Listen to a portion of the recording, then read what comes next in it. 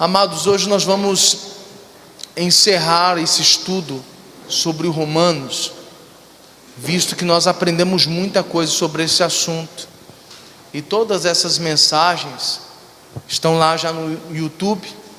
Eu nem sei qual mensagem que já está lá sendo lançada, não sei se já é a 8ª, se já é a 9ª, mas enfim, eu tenho pedido para o Vinícius aos poucos ir soltando, para dar tempo do pessoal ouvir, absorver e aí depois assistir a próxima. Eu penso que toda a igreja, sem exceção, tem que ouvir todas aquelas mensagens, senão vai faltar alguma coisa para você, irmão. Quem quer ser salvo tem que ouvir aquelas mensagens. Ali é o caminho para quem quer realmente dizer: eu estou salvo. Você está entendendo isso ou não? Então depois você procura lá no YouTube IIGD Codó, pronto, você vai ver lá a série de mensagens. Essas eu falo para você, assistam todas. O tema é como ser salvo, pronto. Aí tem a 1, 2, 3 e enfim. Eu nem sei se hoje já é a 16ª ou é mais, eu nem sei, já me perdi já no meio das contas. O fato é que nós estudamos o livro de Romanos completo. Hoje nós vamos encerrar aqui, pegando alguns pontos importantes e compartilhando com você. Vamos para o Romanos 15, vamos lá? Romanos capítulo 15.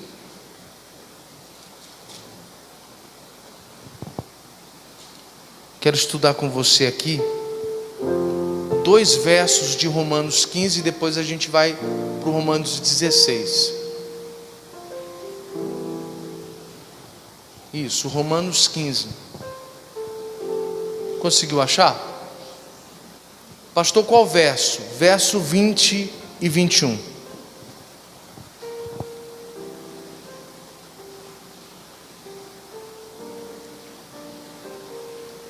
Eu tenho falado para as pessoas que essa mensagem ela se originou de Marcos 16, onde o texto sagrado diz: quem crer e for batizado será salvo.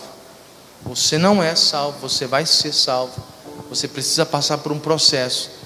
Eu tenho batido muito nessa tecla, tenho sido até repetitivo, porque isso aqui tem que estar claro para você. Não é porque você foi batizado nas águas que você está salvo. Você ali iniciou um passo para a redenção, para a salvação. Você precisa trilhar o caminho. Tem gente que começou muito bem, mas não terminou a corrida, parou no meio do caminho, e essa não é a ideia. Se o fim da chegada é no céu, e eu preciso estar preparado para caminhar até lá, eu não posso parar no meio do caminho e achar que eu vou chegar lá. Não chega. Por isso o livro de Romanos se tornou tão relevante, tão importante para nós. E o que acontece? Eu tenho falado para as pessoas, esse processo faz parte.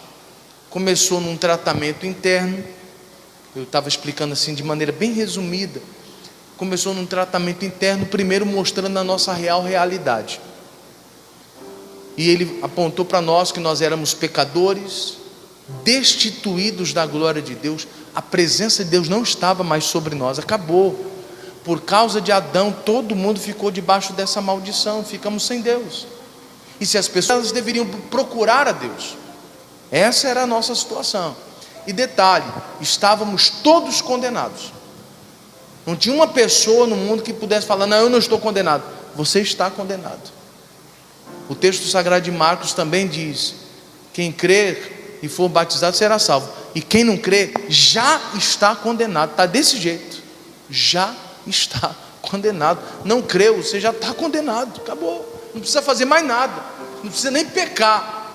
Não creu, você já está condenado. Está escrito dessa forma lá. Então isso é muito sério. A condenação já estava diante de nós, já estávamos destinados a ir para o inferno. Então Paulo aponta isso, a nossa real realidade. Ele explica como que seria a redenção através de Cristo. Ele fala da luta interior entre a carne e o espírito. Ele vai tratando tudo isso. Enfim, a gente foi falando tanta coisa, e chegou um ponto onde ele falou assim: agora você precisa aprender a receber as pessoas. Agora você tem que ser bênção na vida das pessoas.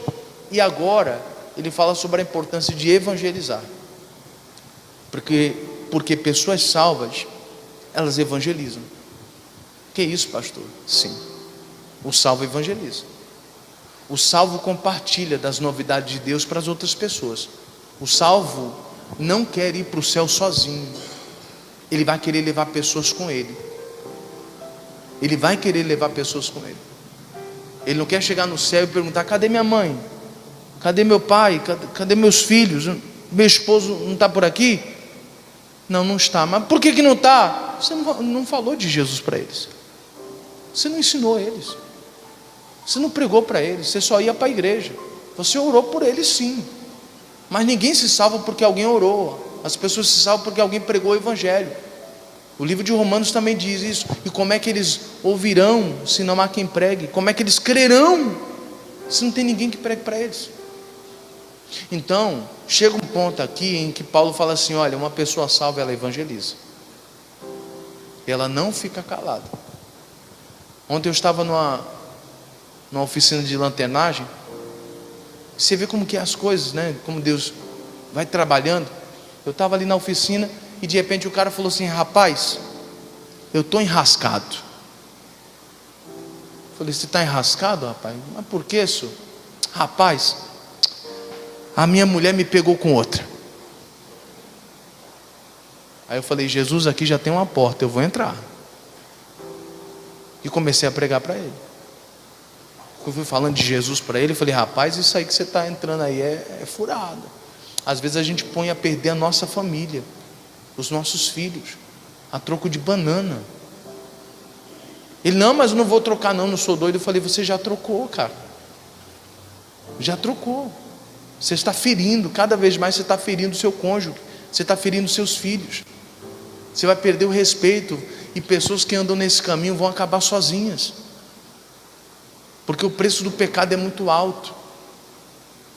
E eu sei que conversa vai, conversa vem. Daqui a pouco ele falou assim: tu é pastor, é? Eu falei: eu sou.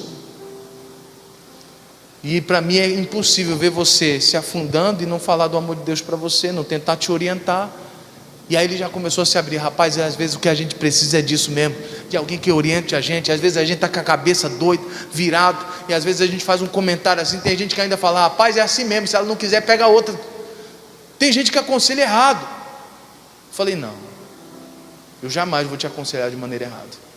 Aí ele começou a se abrir: rapaz, não é que eu estou afastado, eu estava na presença de Deus, rapaz, eu só aprendi coisa boa, a minha vida mudou lá na igreja. Eu falei: mas tu saiu por quê?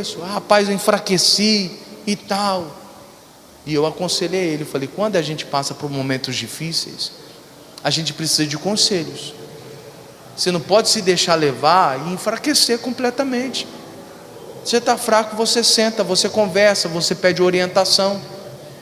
É para isso que você tem um pastor ali. Não é só para ele vir em cima do altar e ministrar para você.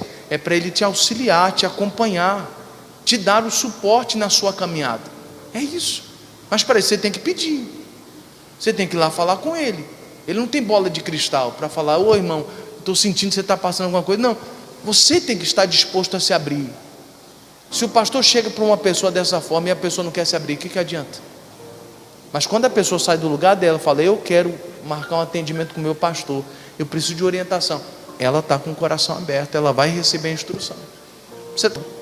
Não dá para forçar a barra. E eu explicava para ele, eu falei: você deveria ter falado com o teu pastor, você deveria ter feito assim, assim, assado. E aí daqui a pouco já encostou o irmão dele. Eu já comecei a falar de Jesus para o irmão dele também. Eu falei: é assim, assim, assado. Ele: rapaz, você está certo mesmo, eu vou voltar para a igreja. Quarta-feira eu vou estar lá na igreja do senhor, pastor. Eu falei: pronto. E você? Rapaz, eu vou estar lá também. Com a minha mulher ou sem mulher, eu vou estar lá. Não sei nem o que vai acontecer daqui para frente, porque ela está zangada comigo, eu acho que ela vai me largar. Eu falei: vamos para a igreja. Ele: com minha mulher ou sem mulher, eu vou estar lá. E o irmão dele também falou a mesma coisa. Nós precisamos levar a salvação para os perdidos. Quem é salvo, ele evangeliza. Vamos para a Bíblia? Você vai entender isso? Vamos lá. Romanos capítulo 15, verso 20.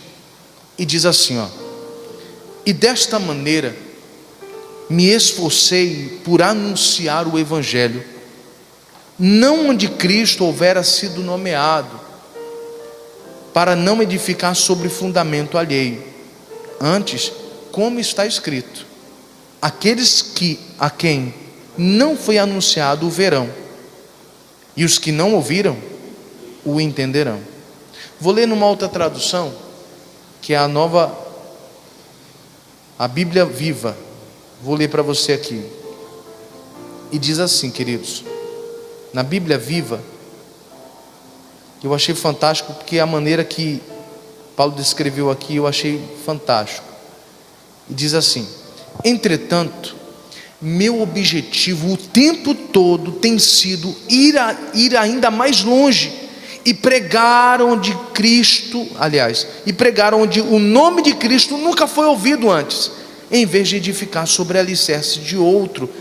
Tenho seguido o plano já delineado nas Escrituras, onde diz: aqueles que nunca ouviram falar dele o verão, e o compreenderão aqueles que não haviam ouvido falar dele. Olha só que Paulo aconselha os cristãos que agora já estão mais perto da salvação. Ele está dizendo: olha, eu propus isso no meu coração, de ir o mais longe possível, de falar do amor de Jesus para as pessoas, não pregar para crente. Hoje o pastor Jamil falava numa das mensagens dele, que nós temos sido uma geração que quer pregar para crente. E os perdidos, quem é que vai pregar para os perdidos, irmão? A gente quer ficar quebrando cabeça com quem já está na igreja. Não, eu quero pregar para você que é da igreja. Não, eu preciso pregar para quem está lá fora.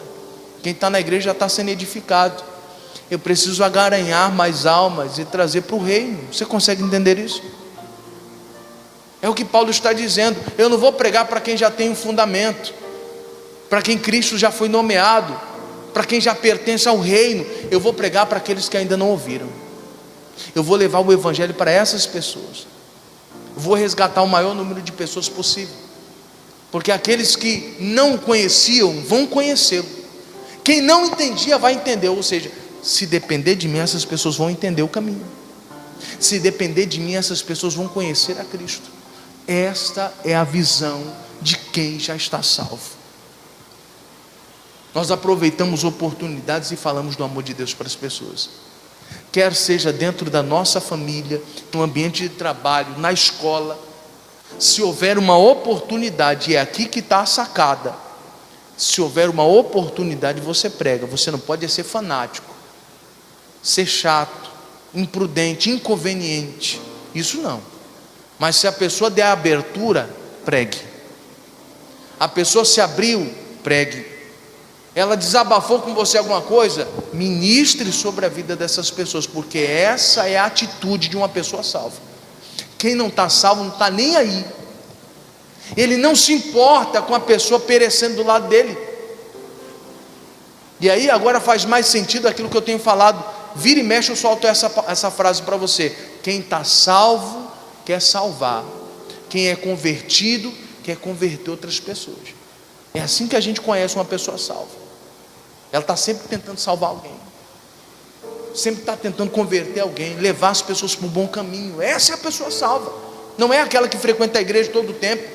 Tem gente que está na igreja há tanto tempo e não vai entrar, irmão, não vai subir, não tem características de uma pessoa salva. Tem muitos pais aqui entre nós, pais, mães, e você sabe, quando é que você começa a cobrar um pouquinho mais do seu filho? Quando você vê que ele tem características de alguém que já amadureceu. Enquanto ele é apenas uma criança, você não cobra coisas maiores dele. Mas à medida que ele vai crescendo, você fala: ei, tu já sabe como é que é as coisas aqui. Você já tem idade para arrumar a tua cama, vai arrumar a tua cama.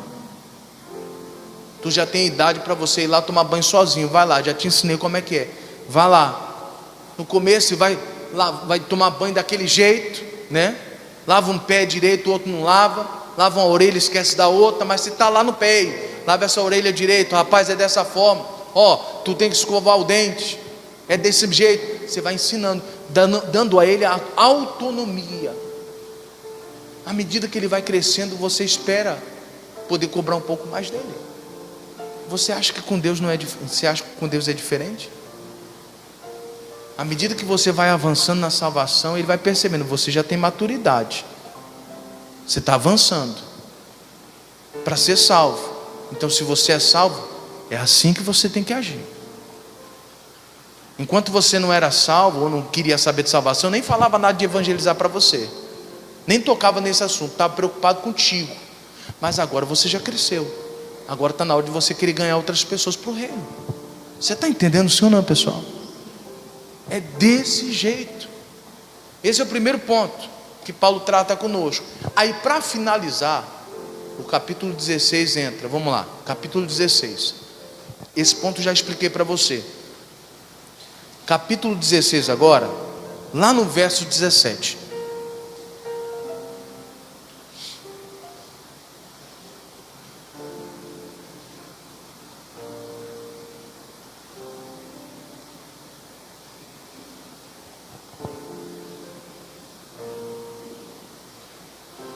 Podemos ler, queridos? E diz assim lá no verso 17. Aqui ele já está terminando a carta, ele vai trazendo uma consideração. O capítulo 16, o verso 17, mas o começo do 16 ele vai saudando muitas pessoas, agradecendo muitas pessoas que foram boas no caminho dele, que de alguma forma contribuíram para que o ministério avançasse, alcançasse outras pessoas. Não era a mensagem, mas eu quero só dar uma pincelada aqui para você. Aprenda a ser grato com pessoas que lhe ajudaram na caminhada cristã. Não seja ingrato. Tem gente que cospe no prato que comeu. Teve pessoas que deram sangue, oraram por você, gastaram um tempo da sua vida intercedendo por você, e você vira as costas para essas pessoas. Não faça isso. Não faça isso. Paulo faz questão de agradecer e saudar pessoas que tinham sido bênção no ministério dele. Infelizmente, se a gente não vigiar, nós nos tornamos ingratos, irmãos. Um dia eu conversei com uma pessoa e ela comentava algo tão lindo. Ela falou: pastor, para mim cada pastor foi uma bênção. Cada pastor me ensinou algo, me fez crescer em algo. Eu sou grato a Deus pela vida de cada homem de Deus que Deus colocou aqui. Falei: gratidão, é isso. Você não deve nada para nenhum pastor, preste atenção nisso. Um dia eu vou embora daqui e você não deve nada para mim, querido. Só agradeça a Deus pela minha vida. Se eu fui uma bênção na sua vida de alguma forma, agradeça a Deus, ore por mim, só isso. Não, pastor, te devo alguma coisa. Você não me deve nada, porque todas as coisas que operou na sua vida não fui eu, foi Cristo. Eu só fui usado por Ele, o poder é dele, a palavra é dele, o ensinamento é dele, não tem nada de mim. A sua maior gratidão é ao Senhor. Mas aí quando eu vejo alguém que foi usado por Deus, eu glorifico a Deus pela vida dessa pessoa. Jesus, obrigado pela vida dessa pessoa, que o Senhor a abençoe em nome de Cristo. É o que você tem que fazer. E se você o vê, trate com carinho, com consideração. Deixa eu te ensinar outra coisa. Pastor, se ele não saiu do ministério, se ele não abriu outro ministério, se ele ainda está dentro da Igreja da Graça, ele é o teu pastor ainda. Em que sentido? Porque ele, de alguma forma, ele te ajudou na sua caminhada. E isso, e aí eu vou te ensinar outra coisa, isso não lhe dá o direito de chamá-lo pelo nome. Não lhe dá o direito de chamá-lo pelo nome. Pastor Gabriel passou por aqui, foi uma bênção na sua vida. Aí depois que ele foi embora, então o Gabriel,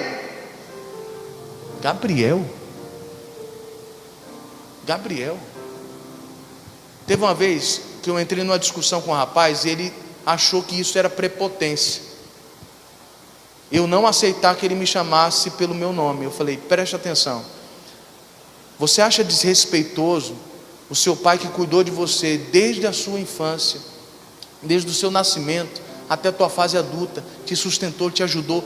Você acha correto você chamar o teu pai agora pelo nome?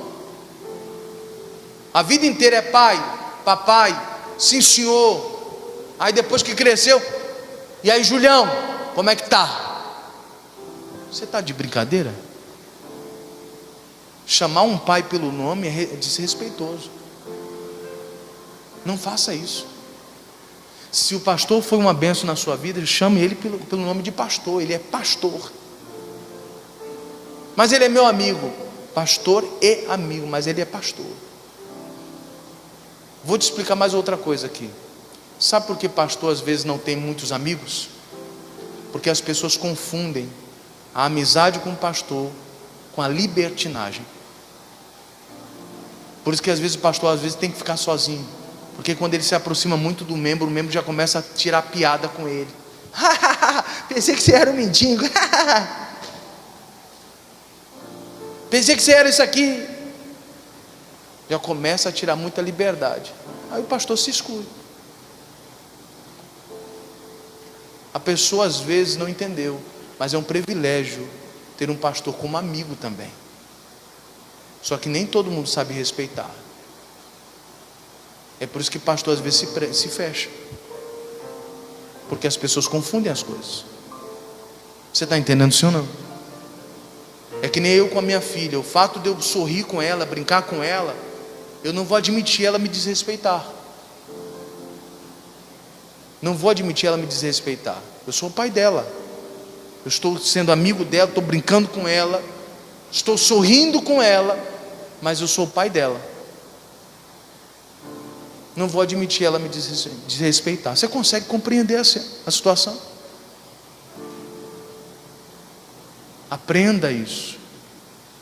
Tem pessoas que perderam a oportunidade. Eu posso dizer que na minha caminhada, alguns membros se tornaram meus amigos. Conseguiram se tornar meu amigo, porque souberam respeitar. E eu lembro que essas pessoas falam para mim: pastor, eu me sinto feliz de saber que o senhor é pastor e eu lhe respeito, mas eu consegui ter o senhor como meu amigo. Ter essa amizade para mim é importante. Como a Bíblia Sagrada diz, há amigos mais chegados do que um irmão. E se esse amigo é um pastor, meu amigo, ele vai te ajudar além de um conselho, ele vai te ajudar dobrando o joelho, orando junto com você, pleiteando a tua batalha junto contigo, tomando as suas dores para si. Mas teve gente que não teve a capacidade de entender isso, por isso que acabou perdendo. Você consegue entender? Por isso, mesmo que o tempo passe, se você vê pastor Gabriel, pastor Estael, ele tem idade para ser meu filho, pastor, vou chamar pelo nome. Não. Ele tem uma autoridade eclesiástica, ele é uma autoridade eclesiástica. Ele foi bênção na sua vida. E ele só pôde ser bênção por causa da autoridade que Deus concedeu a ele, por causa da autoridade que o Espírito Santo concedeu. Senão ele não podia ser bênção na sua vida. E por causa dessa unção eu o respeito. Você consegue entender isso ou não? Eu o respeito, não importa a idade. Se é mais novo, mais velho, respeito. Pastor Estael, pastor Gabriel, pastor... Quem mais passou aqui? João Neto. Respeito. Pastor João Neto, não é João Neto. E aí, Joãozinho? Joãozinho? Você está de brincadeira? Que falta de temor é essa? E um dia eu vou sair daqui, não é? E aí, Julião? Que Julião? Você está doido? Você está doido? Eu lembrei de um rapaz lá de São Paulo. Eu fui pastor dele, eu ganhei ele para Jesus. Ele se tornou obreiro na minha época. Eu treinei ele, ensinei ele. E aí o cara desviou. Depois que eu vim para cá, o cara desviou, virou a cabeça. Aí esses dias ele me encontra no Facebook, desse jeito. E aí, Julião? Como é que você tá, Julião? Eu falei: quem? Julião? Não é você, Julião? Eu falei: eu não conheço nenhum Julião, não. Pelo que eu saiba, eu não deixei de ser pastor. E pelo que eu saiba, eu te ganhei para Jesus. Um mínimo de respeito. Não, porque eu te considero muito. Eu falei: não. Você considera seu pai também? Considero. Você chama ele pelo nome? As pessoas às vezes pensam que isso é besteira, mas isso é temor, é respeito. Vai chamar o juiz pelo nome, lá diante do tribunal. Não chama ele de excelentíssimo não, para você ver se ele não toma isso como desacato. Você consegue entender? Isso porque ele coordena toda a lei. Ele é a justiça ali. É ele que vai bater o martelo. E quando se fala de homens de Deus e mulheres de Deus, nós estamos falando de uma autoridade eclesiástica, alguém que está ligado com o próprio Deus direto. Aí eu pergunto, quem é maior, é Deus ou o juiz? Deus está acima de todas as coisas. Deus está acima de todas as coisas. Então aprenda isso. O sentido de falar isso aqui para você ter isso como noção e respeitar. Ser grato com cada pessoa que ajudou você na caminhada. Quer seja um pastor, quer seja um membro, quer seja um obreiro. Respeite e agradeça a Deus pela vida dessas pessoas que pleitearam por você, lutaram junto com você. Quando você estava fraquejando, era Ele que estava ali do teu lado, orando por você, estendendo a mão, te aconselhando. Respeite essas pessoas. Paulo faz questão de agradecer essas pessoas. Aí chega no ponto que eu quero tratar com você, que é o verso 17.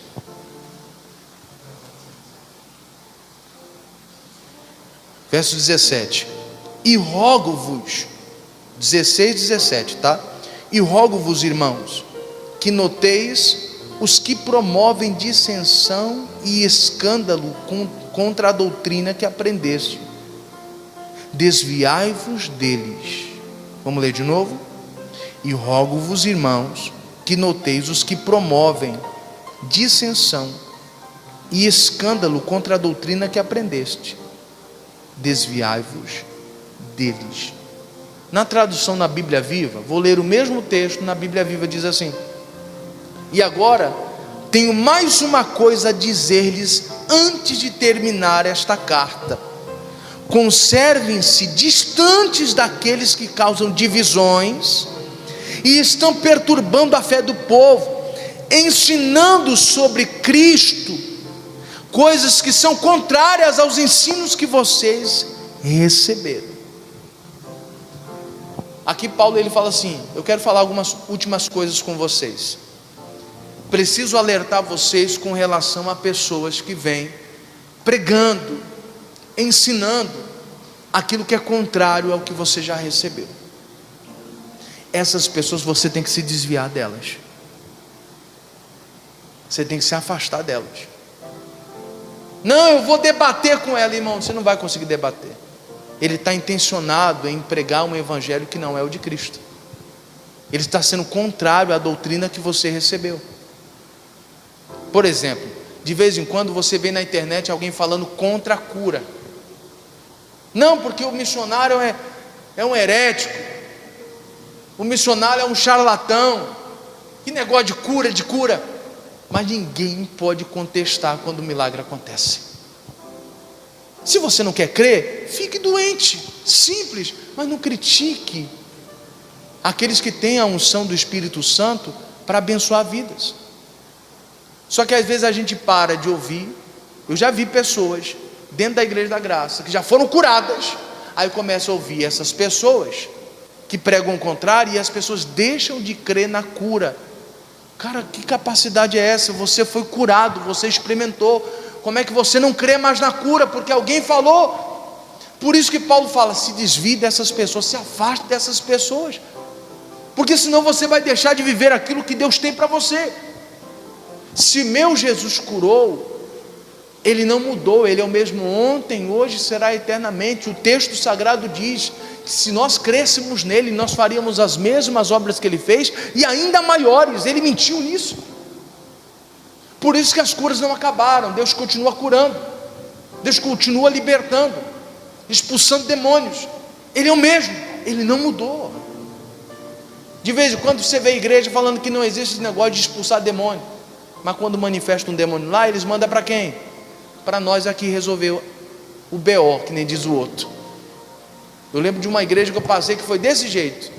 Foram para determinadas denominações, a família levou lá um endemoniado, e as igrejas falaram assim: não, a gente não trabalha com essas coisas aqui não. Leva lá para a Igreja da Graça Universal, eles que trabalham com esse tipo de coisa aí. Aí lá vai a gente ter que expulsar o demônio, porque eles não têm a capacidade, mas pregam contra a gente. Você está entendendo? Bate de frente contra nós.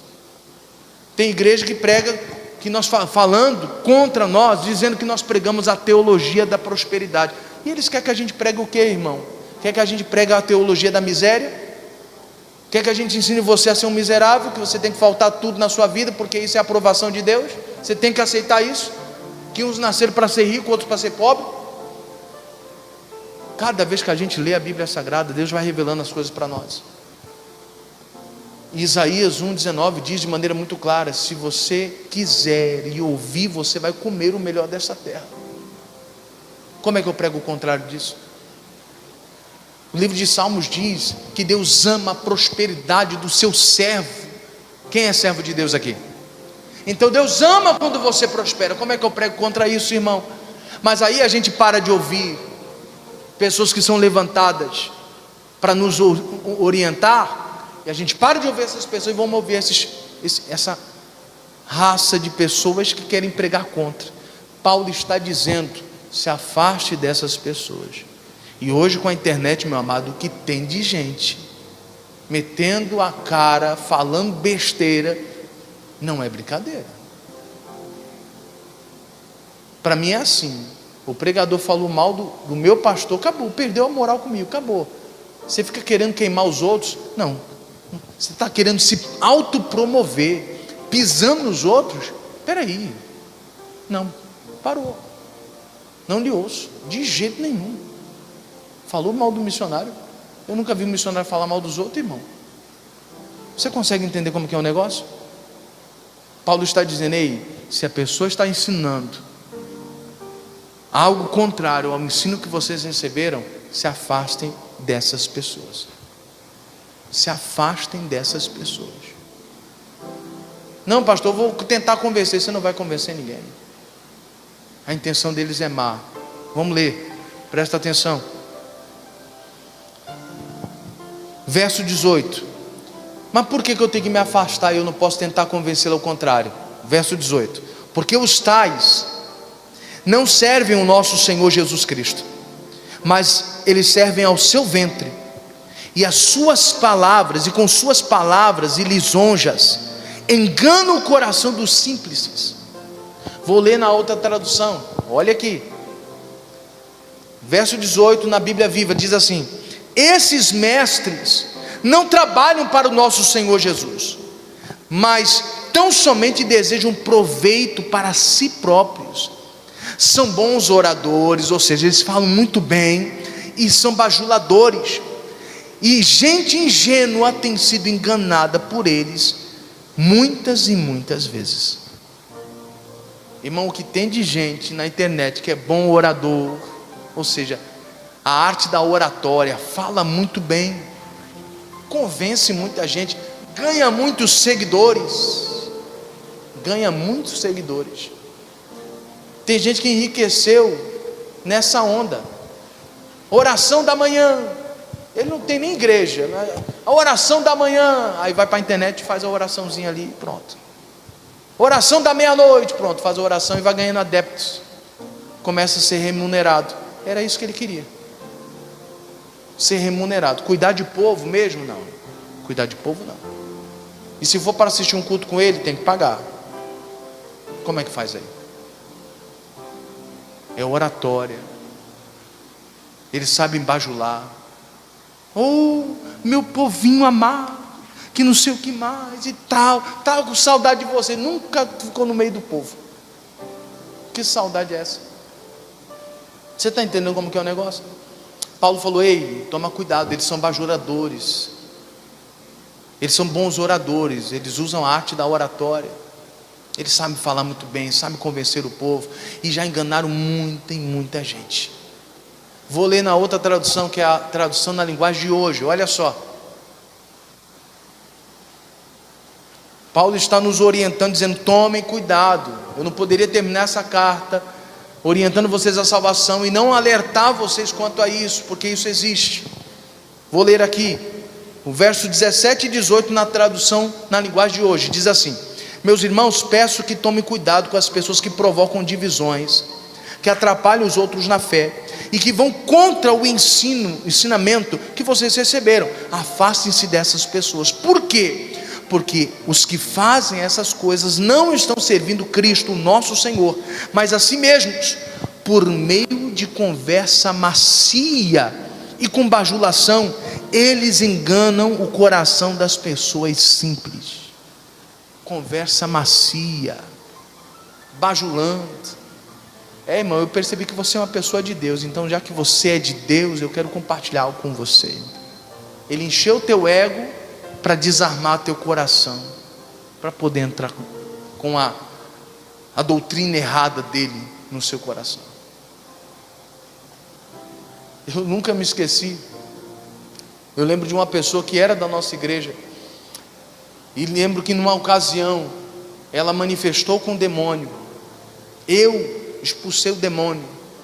Aí começou a ouvir um pregador que dizia: não, demônio não existe, demônio não existe, isso é tudo Velho Testamento, demônio não existe, e essas manifestações são ataques epiléticos. O pior de tudo é que a pessoa então acreditou: não, realmente, demônio não existe, é só coisa da nossa cabeça. Aí eu falei para a pessoa, então você teve um ataque epilético então? Então não era demônio? Aquilo que eu expulsei de você era o que? Era um ataque epilético? Então você estava fingindo alguma coisa do tipo? Então você não deveria pedir oração, você deveria ter ido então para o hospital. É ataque epilético. Por que pedir oração? Você consegue entender como que é? A pessoa já viveu isso. Mas a conversa macia engana muitos. Eu fico vendo, isso acontece muito. Eu conversava com um pastor uma vez, e a gente falava sobre, muitas vezes o pastor de fora é mais valorizado do que o pastor local. Por quê? Porque o pastor de fora, ele não tem compromisso em doutrinar ninguém. Não, ele não tem compromisso. Ele vem trazer uma palavra de fé. Vamos supor que eu trago um pregador que você nunca ouviu aqui, eu trago ele para cá, ele vem ministrar uma palavra, e você fala: meu Deus, esse pregador arrebentou, que mensagem maravilhosa, meu Deus! Só que você não sabe, ele prega essa mesma mensagem em todo canto que ele vai, e vai só aperfeiçoando. Se você prega uma mesma mensagem várias vezes, você aperfeiçoa, fica boa, fica rica, você vai acrescentando exemplos. E aí a gente muitas vezes valoriza o pregador de fora, falando: rapaz, que mensagem, meu Deus do céu. Mas o cara prega uma vez no mês, tem um mês inteiro para se preparar. E o pastor local tem que meditar na Bíblia todo santo dia, extrair da Bíblia todo santo dia um entendimento que edifica a igreja, que doutrine a igreja, que ensine a igreja, que não faça os membros se desviarem, que fortaleça os membros. E às vezes a gente não valoriza quem está aqui, se dedicando todo dia, buscando de Deus uma palavra. Eu poderia simplesmente abrir a Bíblia e pregar qualquer coisa para você. Explicar não é dificuldade. A maior dificuldade é você saber o que o Espírito Santo quer falar com a igreja. Para isso você tem que estar ligado com Deus. Se você não tiver vida com Deus, você não sabe o que o Espírito Santo quer falar para a igreja. Aí você prega qualquer coisa. A igreja não edifica, não melhora, não evolui. É uma igreja que não é salva, e não é essa a nossa ideia. Por isso eu estou dizendo para você, independente de ser eu ou qualquer outro pregador, valorize o seu pastor. Valorize o seu pastor, aqueles que estão ali ralando por você, lutando junto com você, fazendo com que você conquiste o céu junto com ele. Isso é importante. E aí Paulo continua dizendo assim, verso 19: quanto à vossa obediência, é ela conhecida de todos. Quer dizer, todo mundo sabe que vocês são obedientes. Comprazo-me, ou seja, tenho prazer, pois em vós, e quero que sejais sábios no bem, mas simples no mal. Então vamos entender aqui. O que Paulo está dizendo? Primeiro, Paulo ressalta agora a obediência dos cristãos que estavam em Roma. Irmão, não tem jeito. Se você diz que é salvo, salvo é obediente. Obediente a quê? Às Escrituras. As pessoas salvas são obedientes às Escrituras. e aquilo que elas têm dificuldade de executar, de obedecer, elas oram a Deus. Deus, eu sei que eu tenho que fazer isso aqui, mas eu não estou conseguindo. Deus, eu sei que eu tenho que perdoar, porque senão eu não serei perdoado, mas eu não estou conseguindo, me ajuda. Ela quer obedecer. Salvo é assim. Por isso que não encaixa, como diz o outro, a conta não fecha, quando a pessoa diz eu sou salvo e é desobediente às Escrituras. A pessoa diz eu sou salvo e é mentiroso, sendo que a Bíblia Sagrada diz para a gente não mentir, que os mentirosos não vão herdar o reino dos céus. A pessoa diz não, eu sou salva, mas muitas vezes adultera. Espera aí, tem alguma coisa que não está batendo. Paulo está dizendo, quanto à obediência de vocês, essa obediência é conhecida entre todos nós. Nós sabemos que vocês evoluíram a tal ponto que vocês são obedientes às Escrituras. É uma característica de uma pessoa salva, obediência às Escrituras. E aí depois Paulo ainda diz mais, presta atenção, verso 19: quanto à vossa obediência, ela é conhecida de todos. Comprazo-me, tenho prazer, pois em vós, e quero que sejais sábios no bem, mas simples no mal. Na tradução na linguagem de hoje diz assim: todos sabem como vocês têm sido fiéis ao Evangelho, e por isso eu me alegro por causa de vocês. Quero que sejais sábios a respeito do que é bom, e não tem nada a ver com o que é mal. Então, ou seja, outra característica de uma pessoa salva, ela sempre dá um jeitinho para fazer o que é certo, ao contrário de uma pessoa que não é salva, ela sempre dá um jeitinho de fazer o que é errado. Você já percebeu? Quando a pessoa quer fazer o que é errado, ela dá um jeito, irmão. Ela cria uma maneira, não, eu vou falar isso aqui para fulano descobrir, eu vou fazer dessa forma, eu vou esconder e tal. Irmão, ele dá um jeito para fazer o que é errado. É uma astúcia tão grande para as coisas que são erradas. Só que Paulo está falando, não, uma pessoa salva, ela é sábia para as coisas boas. É para fazer algo bom, ele dá um jeito, ele se prepara, ele se organiza. É para evangelizar, bora, isso aqui é algo bom, pois eu vou me organizar, eu vou criar uma maneira, eu vou fazer de um jeito que dê tempo de eu chegar lá e evangelizar também, de contribuir também, porque para fazer coisas erradas, a pessoa se organiza, dá um jeito, para fazer o que é mal. Paulo está falando, agora vai ser o contrário. Pessoas salvas são sábias para fazer o que é certo. A gente sempre dá um jeitinho, que nem eu estava explicando para você. Por exemplo, quando a gente começou a levantar essa ajuda para o Rio Grande do Sul, eu falei, olha, você vai trazer roupas que você não usa mais, não velhas, roupas boas, tênis, você pode trazer, sapato, você pode trazer, enfim, mas velha não. Aí alguém poderia falar, não pastor, mas eu não tenho tanta roupa velha assim não. Aí entra a sabedoria para fazer o que é bom. Pastor, eu não tenho, mas eu tenho um grupo da família que eu vou postar lá e vou levantar uma ajuda lá entre os meus familiares. Olha a sabedoria para fazer o que é bom aí. Pastor, eu não tenho roupa para poder doar, mas eu tenho no meu emprego um patrão que é gente boa, vou falar com ele se ele permite eu colocar uma caixa aqui, a gente fazer uma campanha, fazer uma divulgação, vou fazer alguma coisa para a gente ajudar. Olha a sabedoria para fazer o que é certo, irmão. Você consegue compreender? Pastor, não tenho roupa para dar, mas eu tenho as redes sociais, tenho muitos seguidores, vou postar lá, vou gravar um vídeo, eu mesmo falando, ei pessoal, nós vamos se levantar, nós vamos fazer uma ajuda, lá na minha igreja nós estamos recolhendo material, roupa que você não está usando mais, boa, não velha, estamos levantando também material de limpeza. Se você me segue, se esforce, esteja com a gente, leve lá na igreja também, ou se você preferir, me chama no direct, eu vou aí na sua casa buscar. É isso, sábio para fazer o que é certo. A gente dá um jeito para as coisas certas. Quem está compreendendo aqui, pessoal? É assim que uma pessoa salva, ela se porta. Diga graças a Deus. E para terminar, verso 20: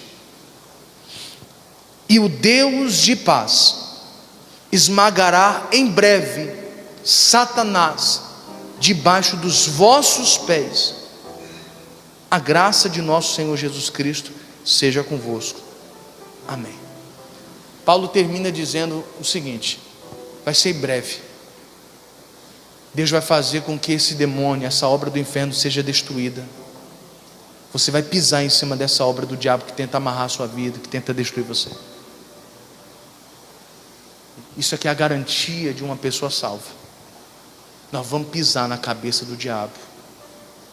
Você está entendendo, senhor? O diabo não vai vencer a gente. Nós é que vamos pisar na cabeça deles. De toda a hoste espiritual da maldade, nós é que vamos pisar na cabeça deles. Mas isso é para quem, pastor? Isso é para quem viveu o Romanos todo. Isso aqui é para quem entendeu o caminho da salvação. Desde a primeira mensagem, você foi conduzido, uma mensagem após a outra, para chegar no ponto culminante, o ponto mais alto, o clímax da mensagem, onde Deus fala: pronto, agora sim. E eu vou dizer para você, se você fez tudo isso aqui, Satanás vai cair, você vai pisar na cabeça dele. Pronto, é assim que vai ser. Esse é o ponto culminante da mensagem. Satanás não vence a gente. Não vence uma pessoa salva. Não vence. Se você é salvo, ele não tem como te vencer. Porque um salvo faz tudo isso que eu te expliquei esses dias todos, mais de um mês pregando sobre isso, sobre esse assunto. Exaurimos completamente o texto de Romanos. Todas as lições que o Espírito Santo pôde trazer para nós, eu expus para você, para que você pudesse entender: é assim que eu tenho que agir. Se eu quero ser salvo, é assim que eu me porto, em nome de Jesus. Deu para entender sim ou não? Essa é a mensagem que eu tenho para você, em nome de Cristo. Amém, queridos? Eu vou fazer uma oração, tanto para você que está aqui, quanto para o pessoal que está em casa, ouvindo essa mensagem também. Curve a cabeça, feche teus olhos. Espírito Santo, hoje nós encerramos esse estudo sobre o livro de Romanos. Obrigado, Espírito Santo, porque até aqui o Senhor tem nos ajudado. Até aqui o Senhor tem nos sustentado, nos orientado. Obrigado porque o Senhor nos tornou pessoas salvas. Nós nos encaminhamos para a salvação, dia após dia. Cada mensagem, cada ensino nos preparou para vencer os nossos inimigos e ter o direito à árvore da vida, à eternidade com o nosso Deus. Obrigado, Espírito Santo, e que essa mensagem flua e abençoe vidas aqui na igreja e aonde essa mensagem chegar. Que o Senhor possa levantar um grupo de pessoas salvas, pessoas que vão morar no céu, para a glória do Senhor. E você que crê, diga: assim seja. Amém e graças a Deus. Amém, queridos? Põe essa mensagem no seu coração em nome de Cristo Jesus, tá bom? Bom,